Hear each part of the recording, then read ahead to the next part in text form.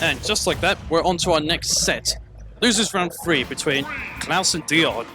Loser here will earn 13th place, which is a very respectable placing, considering of the large size of this event being 116 entrants.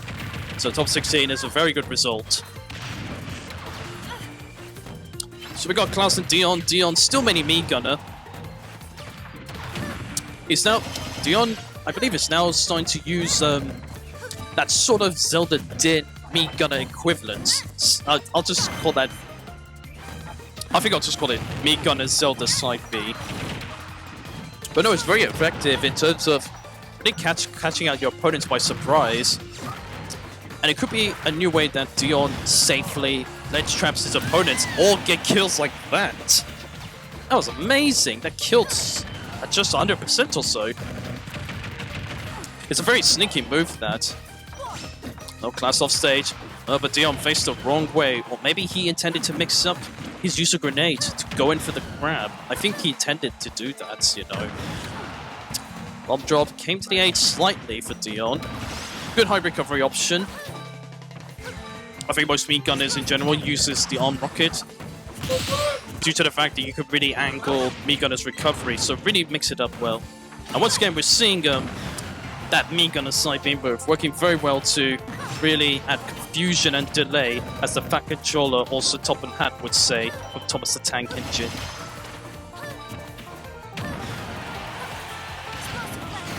Oh, but that's very poor from Deon, getting caught by the explosive flame. He's given up one of his stocks as a result.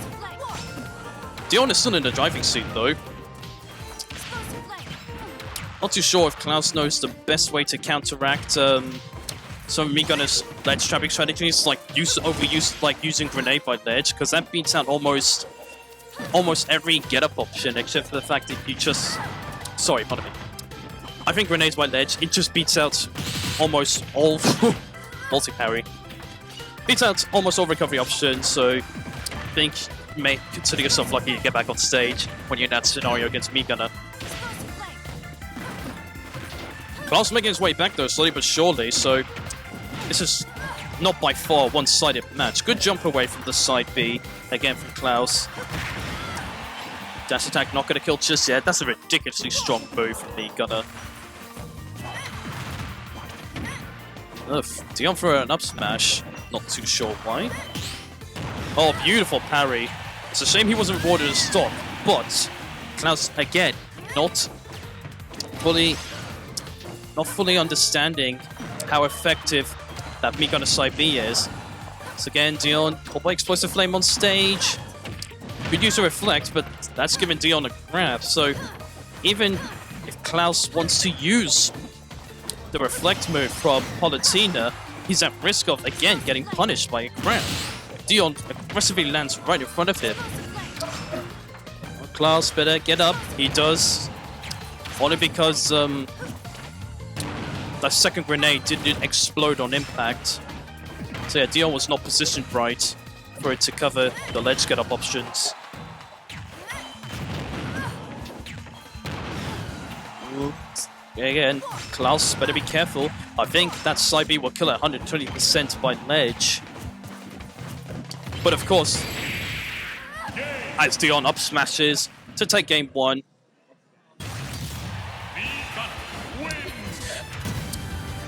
This meat gunner's side B, which I'll try to find a name out of, which it does act very similar to Zelda's Din, which is her side B, where the longer range it is to hit someone, the more damage it does. So because of that, I don't fully know the percentages that side B needs to kill characters, but it's been very effective in this matchup.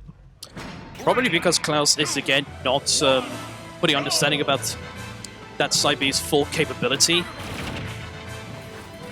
I thought something a bit funny that was going on, but nope, it was a standoff. Like the old Wild West before they draw their weapons. Oh, Claus unlucky, no dash attack. Deon keeping his distance, which has been very effective. And as you can see, he's throwing out a few grenades and then mixing it up with the side B.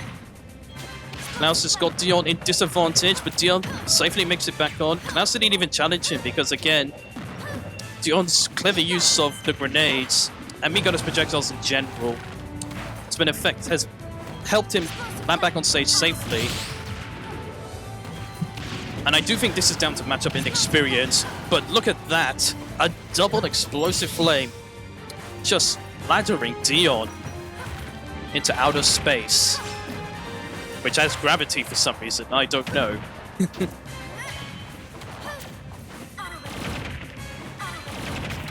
Claus playing a lot more better now. He's using more explosive flames and especially auto radical. That's been very effective. Especially because of the fact that Deon's Migata is not using the down B reflector. Ooh, grenade into a grab. Very nice. Oh, I would have anticipated Deon going for a grab there, not for a short hop nair. Where he probably couldn't kill from a forward throw, up throw.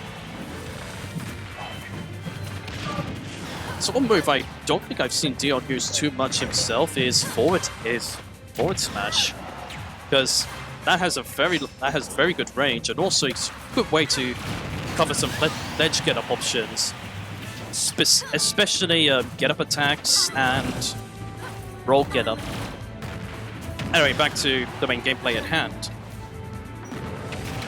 Deon has kept his second stock alive for a fair amount of time. That's very helpful for him to get comfortable again.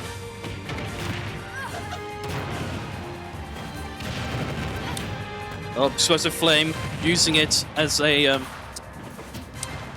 high recovery option back onto stage. Doesn't seem too effective. Deon let go of shield just at the wrong time. I'm a bit surprised Claus did not attempt an explosive flame. Once again, Claus, he's not fully aware of how that Migata side B works. He probably doesn't see it coming because it's a very sneaky move, and that's understandable. But I feel like there were times where he could have avoided it. So I think it goes back to what I said about matchup experience, probably suiting Deon more in this matchup. Dash attack hitting very high percents. As much as a strong move it is, it's not overpowered, which is a good thing. Oh, I don't know what Deon tried there. I think he wanted to air dodge onto stage, but he accidentally went off stage. 1-0 to Deon. Yeah, I can see it. I'm just checking what's going on. Got it. Pardon me. But no, just saw. Anyway, so both players down to their last stock. Claus has pretty much evened up this match. Oh, gets good up here. Nope. Deon fell down pretty quickly. Beacon is actually a heavyweight for those who don't know, so for stuff like Inkling's roller, even if they get a roller hit at percentages that would usually kill the opponents, like midweights, the first hitbox of Blaster doesn't connect, so Inkling will have to like charge up the Blaster so that the second hitbox kills them. But that's a topic for another video. Tension is rising for both players, but once again that side B comes into play. Deon beats Claus 2-0 and advances through to the top 8 qualifier from losers bracket.